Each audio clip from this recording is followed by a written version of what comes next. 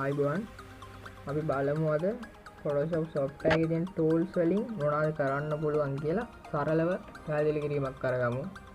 ඊට කලින් ඔයගොල්ලෝ Photoshop download කරලා නැත්නම් උඩ තියෙන link එකෙන් ගිහලා බලන්න Photoshop download කරන විදිය. තව Photoshop software එක ලංකාවට මුලින්ම එන්නේ 1990 දී. එදා ඉඳන් Photoshop හැම අවුරුද්දෙම අලුත් software එක release කරනවා. මේ තියෙන Photoshop 2021 version එක. අපි බලමු හැම tool එකකින්ද මොකද්ද කරන්න පුළුවන් කියලා සරලව අද වීඩියෝ එකෙන් බලමු. එහෙනම් වීඩියෝ එකට යමු.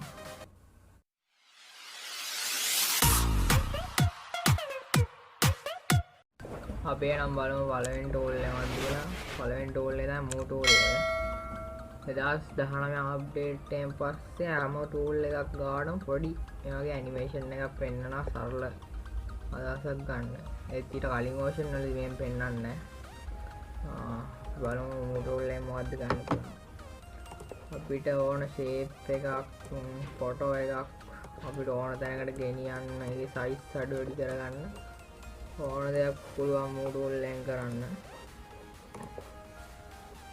මේ වගේ අපිට ඕන තැනකට height එකට angle එකකට හදා ගන්න පුළුවන්. ඊට පස්සේ තියෙනවා දෙවෙනියට rectangle Marquee tool කියලා.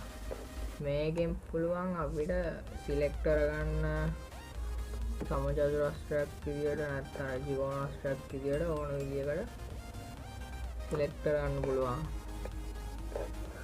ඊට පස්සේ ඒකෙත් තියෙනවා හතරක් එක shape තියෙනවා. රවුමක් තියෙනවා, තව වගේ shape හතරක් තියෙනවා. තුන්වෙනියට තියෙනවා Lasso Tool කියලා එකක්. මේකත් right click කරාම අපිට බලා ගන්න පුළුවන් මේකෙත් කොටස් තුනක් තියෙනවා. Lasso Tool, Polygonal Lasso Tool, Magnetic Lasso Tool කියලා. මේකෙන් Lasso Tool එකෙන් පුළුවන් අපි mouse එක click කරගෙන ඉඳලා මෙහෙම අපිට ඕන විදියට අරන් ගිහලා අපිට ඕන හැඩේ විතර සිලෙක්ට් කරගන්න පුළුවන්. ඊට පස්සේ අපිට මෙහෙම ඒක මූව් කරගන්න පුළුවන් move tool එක දාලා. ඊට පස්සේ ඒකෙම තියෙන අනිත් එක Polygonal Lasso Tool කියලා එක. ඒකෙන් පුළුවන් ක්ලික් එකක් දීලා අපිට කෙලින් ඉරි විතරයි මේකෙන් සිලෙක්ට් කරගන්න පුළුවන්. අපිට කෙලින් ඉරි විදියට ඕන හැඩයක් සිලෙක්ට් කරගන්න පුළුවන්. වගේ ඕන විදියට සිලෙක්ට් කරගන්න පුළුවන්. ඊට පස්සේ Magnetic Lasso Tool එක. මේකේ පුළුවන් දෙක ක්ලික් එකක් දීලා අපිට ඕන ඔබ්ජෙක්ට් එක වටේ මෙහෙම අරන් යද්දි එයාලා ඔටෝම සිලෙක්ට් වෙනවා. මැග්නට් එකක් වගේ. මේ එතෙන්ට ගානට සිලෙක්ට් වෙනවා. හතරවෙනියට තියෙන object selection tool කියලා එකක්. ඒක right click කරාම object selection tool, quick selection tool, magic wand tool කියලා tool තුනක් තියෙනවා. object selection tool කියන එකත් එන්නේ Photoshop වලට 2020 version එකෙන් තමයි මේක අලුතෙන් එන්නේ. කලින් version වල මේක නැහැ. මේකේ තියෙන object එකේ අපිට select කරන්න ඕන ටික වටේ අරන් ගිහලා අතහැරියම ඒගොල්ලෝ ඔටෝම object එක select කරගන්නවා. මේකේ අනිත් tool එක තමයි quick selection tool එක. මේකෙත් අපිට ඕන ටික මෙහෙම select කරගන්න පුළුවන්. අපිට වැඩියෙන් ගියොත් එහෙම ඕන නැති ටිකක් ගියොත් මෙතන උඩ තියෙන ශ්‍රීන ලකුණක් ගහලා මේ ක්ලික් එකක් දීලා select කරපු ටික අයින් කරගත්ත හැකියි. තුන්වෙනියට තියෙනවා magic wand tool කියලා එකක්. මේකේ පුළුවන් අපිට එකම colors එකේ තියෙන ඒවා select කරගන්න පුළුවන්. එකම colors එකක් තියෙන දැන් ඔටෝම select වෙනවා. ඊට පස්සේ තියෙනවා crop tool එක. මේකේ tool හතරක් තියෙනවා. මේක ගැන වැඩි කතා කරන්න මේකේ තියෙන අපිට ඕන විදියට size එකට photo එක හදා ගන්න පුළුවන්.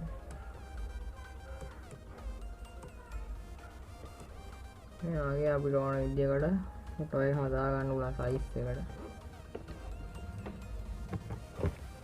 ඊට පස්සේ තියෙනවා frame tool කියලා එකක්. මේක ක්ලික් කරා අපිට ඕන තැනක් සිලෙක්ට් කරලා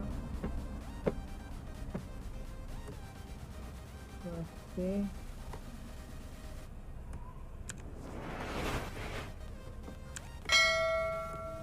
අපි ගන්න සයිස් එකට හදාගෙන අපිට වෙන ෆොටෝ එකක් අරගෙන එහෙම ඇදලා මෙතනට අත්තරියම ඒ අපි සිලෙක්ට් කරගත්ත ෆ්‍රේම් එකේ සයිස් එකට විතරක් ෆොටෝ එක දාගන්න පුළුවන්. මෙන්න මෙහෙම. ඊළඟට තියෙනවා Eyedropper Tool එක. මේකේ තියෙන tools ගොඩක් බෙදලා මේකෙන් පුළුවන් අපිට ඕන කලර් එක ෆොටෝ එකක තියෙන ඕන කලර් එක ගන්න පුළුවන්. ඊපස්සේ මෙතන තියෙන කලර් එක මේක 3D animation කරත් තමයි ගොඩක් වැදගත් වෙන්නේ. ඊළඟට තියෙන color sample tool කියලා එකක්. ඒකෙන් පුළුවන් අපිට ඕනම තැනක තියෙන colors එකේ RGB ගාන බලා ගන්න පුළුවන්. ඕනම තැනක තියෙන colors එකක RGB ගාන බලා ගන්න පුළුවන්. ඊට පස්සේ ruler tool එක තියෙනවා. ඒකෙත් අපිට දිගමන ගන්න පුළුවන්. මේකේ තියෙනවා note tool එක note දාන්න පුළුවන්. තව count කරගන්න පුළුවන් 1 2 3 කියලා අපිට මේ වගේ. ඊට පස්සේ තියෙනවා spot healing brush tool එක. මේකෙත් තියෙනවා කොටස් පහක්. spot healing brush tool, healing brush tool, patch tool, content remove tool, red dye tool කියලා. spot healing brush tool එකේ පුළුවන් අපිට ෆොටෝ එකක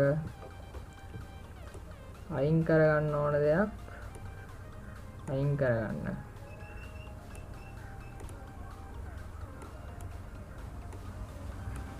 මෙයාගේ අයින් කරගන්න පුළුවන් ඕන දෙයක් ෆොටෝ එකේ. ඊළඟට තියෙනවා healing brush tool එක. මේකේ තියෙන අපිට ඕන දෙයක් ක්ලෝන් කරගන්න පුළුවන්. ක්ලෝන් tool එක වගේම තමයි මේකත්. මේකේ තියෙන alert එක ඔබලා mouse එකෙන් ක්ලික් එකක් දීලා ඒක සිලෙක්ට් කරගෙන අපිට ඕන